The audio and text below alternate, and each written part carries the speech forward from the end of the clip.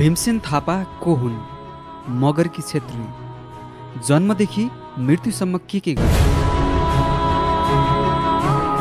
नेपालमा भीमसेन थापालाई दुई थरी जातीय दर्जा दिने गरिन्छ। मगर समुदायले भीमसेन थापालाई थापा मगर भन्छन् भने क्षेत्रीहरूले थापा क्षेत्री भन्दै आइरहेका छन्।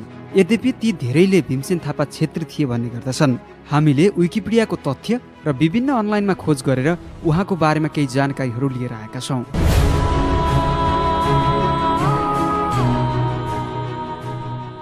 भीमसेन थापा सन् 1775 अगस्तदेखि सन् 1839 अगस्त 5 सम्म नेपालको दोस्रो तथा सबैभन्दा लामो समयसम्म पदमा रहेका नेपालका मुख्तियार प्रधानमन्त्री सरह रहेका राष्ट्रिय विभूति हुन्। राजा रणबहादुर शाहका हजुरिया शाही सचिव तथा सल्लाहकार भएपछि भीमसेन थापाको उदय भएको थियो। सन् 1800 रणबहादुर अधित्याग गरेर निर्वासित जीवन बिताउन भारतको वाराणसी जाँदा भीमसेन थापा पनि सँगै गएका थिए। यसै कृतज्ञताका कारण रणबहादुर शाहले भीमसेन थापालाई नयाँ विस्तारित सरकारमा काजी मन्त्री सरहको पदको नियुक्त गरेका थिए। सन् 1806 रणबहादुर शाहको हत्या उनकै सौतेनी भाइ शेरबहादुर शाहद्वारा भए पश्चात भीमसेन थापाले 93 जनाको हत्या गरेर स्वयं आफू मुख्तियार प्रधानमन्त्री सरहको पदमा रहेका थिए।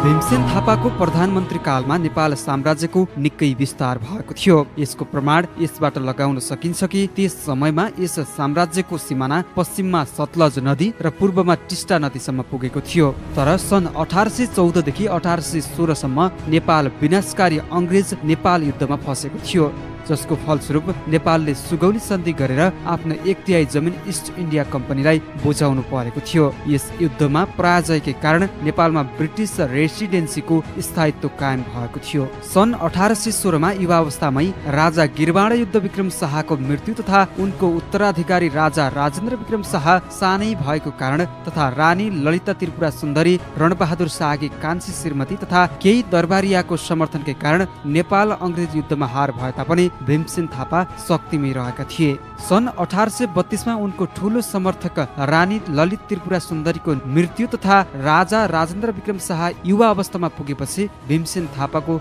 शक्ति स्थिर भएको थियो। मुख्यतया पाण्डेहरू भीमसेन थापालाई दामोदर पाण्डेको सन् 1804 भएको हत्याको योजनाकार मान्दथे। अनेक षड्यन्त्र र विरोधी दरबारियाहरूको गतिविधिका कारण अन्ततः भीमसेन थापा सन् 1839 जेल हालिएका थिए र उनले त्यही आत्महत्या पनि गरेका थिए। तर उनको मृत्यु पश्चात पनि आन्तरिक कलह शान्ति भएन र सोको फलस्वरूप राणा शासनकालको उदय भएको थियो। थरको विषयमा धेरै लेखकहरूले भीमसेन थापालाई क्षेत्री भने पनि कतिपयहरूले थापा मगर हुन् भन्ने भन्दै आइरहेका छन्। भीमसेन थापाको स्केच हेर्दा उनी मगर जस्तो देखिँदैनन् र उनको पारिवारिक पृष्ठभूमि क्षेत्रीकै देखिएको छ। जुनसुकै थरीका भीमसेन थापा भए पनि हाम्रो लागि गौरव गर्नुपर्ने व्यक्ति हुन्।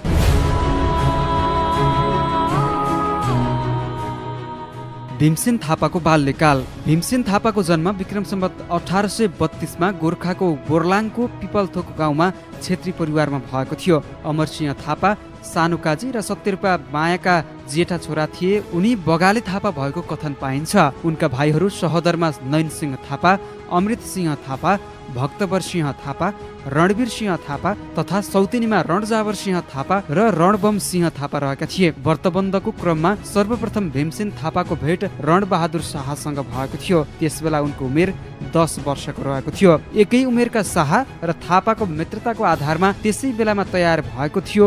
उनको बाल्यकाल गोर्खामा निकै सुखमय रूपमा बितेको थियो। उनको पढाइको व्यवस्था त्यस बेलाको परिस्थिति अनुरूप मिलाइएको थियो। पृथ्वीनारायण शाहको जेठो छोरा प्रताप सिंह शाहको अल्प मृत्युको कारण प्रगतिको पथमा रहेको नेपाल राज्य तथा विशाल सत्ता रिक्त हुन पुगेको थियो। प्रताप सिंह शाहको मृत्यु हुँदा उनको उत्तराधिकारी छोरा रणबहादुर शाह मात्रै 2 वर्ष 6 महिनाका रहेका थिए। सन् 1785 सम्म रानी राजेन्द्र लक्ष्मी कार्यकारी राज भएर राज्य सत्ताको काम सम्हालेकी थिइन्। पछि पृथ्वीनारायण शाहको दोस्रो छोरा बहादुर शाहले राज्य सत्ता सम्हालेका थिए। राष्ट्रिय प्रशासनको मुद्दालाई प्रमुख नबनाएर दरबारिया विरोधीहरूले यी दुई राज्य प्रतिनिधिहरूको शाही जीवनलाई मुद्दा बनाएका थिए, जसको कारण भविष्यमा हुने राज्य प्रतिनिधिको दौडको लागि एक खराब परम्परा जग बसाल्न पुगेको थियो। सन् 1788 देखि 1792 सम्म नेपाल चीन बीचको युद्धको अनिवार्यताको कारण बहादुर शाहलाई ब्रिटिसको सहयोग माग्नु परेको थियो, जसको कारण सन् 1792 मा अङ्ग्रेजहरूसँग एक व्यवसायिक सन्धि गर्नु परेको थियो। यसैबीच रणबहादुर शाहको युवावस्था स्नेहको निमित्त विलासितामा खर्च भएको थियो। सन् 1794 मा रणबहादुरको उमेर पुगेपछि उनले सर्वप्रथम आफ्नो काका बहादुर शाहलाई सबै सरकारी पदबाट हटाउनुको साथै सरकारलाई पुनर्गठित गरेका थिए। सन् 1795 को मध्यमा उनी एक मैथिल ब्राह्मण विधवा कान्तवती झामाथि मन्त्रमुग्ध भए र उसँग विवाह गर्न आतुर रणबहादुरले आफ्नो पछिल्लो विवाहबाट भएको प्रत्यक्ष सन्तानलाई उत्तराधिकारी नबनाई कान्तवतीलाई उनको आधा जातिको छोरा उत्तराधिकारी बनाउने वाचा गरेर विवाह समेत गरेका थिए।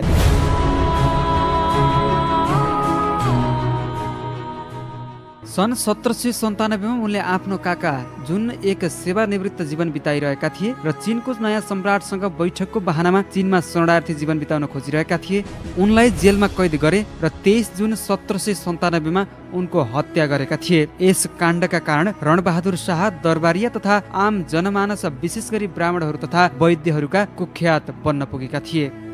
वाराणसीको बसाइको समयमा उनले बेलायती साम्राज्यको नजिकबाट अध्ययन गरेका थिए। बेलायती नीति, फुट र शासन डिभाइड एन्ड रुल अनुसार अङ्ग्रेजहरूले भारतीय राज्यहरू हडपेको तथ्य बुझे।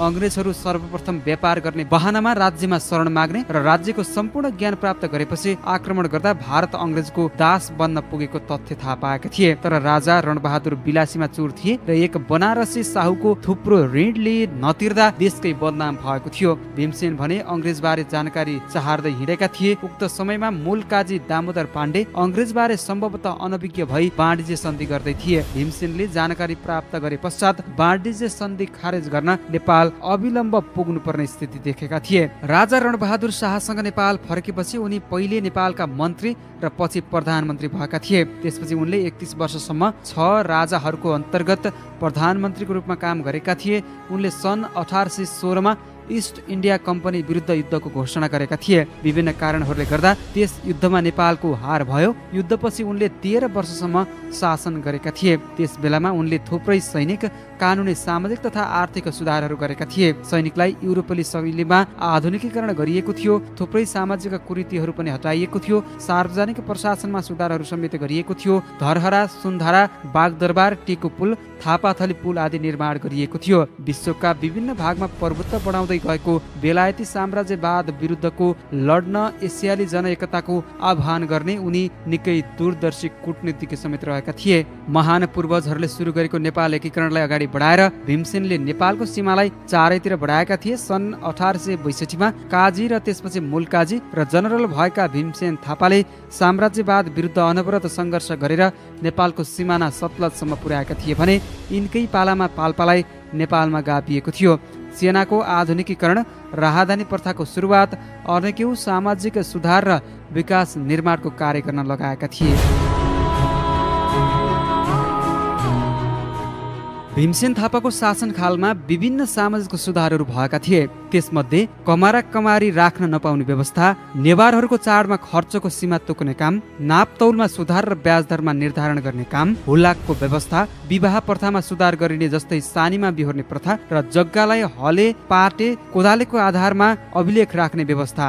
थापाको शासनकालमा प्रशासनिक सुधारहरू समेत भएका थिए, जसमा घोष लिन नपाउने व्यवस्था, राहदानी वितरणको व्यवस्था, सेना जर्नेल, कर्नेल, क्याप्टेन आदि पदको सिर्जना, सेना प्रहरीलाई आधुनिक प्रशिक्षण दिने व्यवस्था र छाउनी र ब्यारेकको व्यवस्था। विक्रम सम्वत 1894 असार 5 गते भीमसेन थापाबाट फौजी तैनाती खोसियो भने अर्को महिना उनलाई पदबाट हटाइएको थियो। थापालाई पदच्युत गरिएपछि पाण्डे समूहका नायके रणजङ पाण्डेले मुलुकको शासन व्यवस्थामा प्रभाव पार्न थालेका थिए। भारदारहरू बीचको गुटबन्दी र दरबारिया षड्यन्त्रमा परेर उनलाई जेल्ने सहित अनेकौं यातना दिई थुनामा राखिएको थियो। विक्रम सम्वत 1871 र 72 मा अंग्रेजसँगको युद्धमा पराजित र 1894 मा राजकुमार देवेन्द्रको हत्याको अभियोग तथा दरबारिया षड्यन्त्रले गर्दा आफ्नो अपमान सहन नसकी भीमसेनले अन्ततः विक्रम सम्वत 1896 मा आत्महत्या गरेका थिए। उनका विरोधीहरू पाण्डे तथा बस्नेतहरूका कारण उनले पदत्याग गरेका हुन्। भीमसेन थापा प्रधानमन्त्री जङ्गबहादुर राणाको आमापट्टिको हजुरबा रहेका थिए। आफ्नो हजुरबुबाको मृत्युको बदला उनले लिएर नेपालमा राणा शासनको सुरुवात गरेका थिए।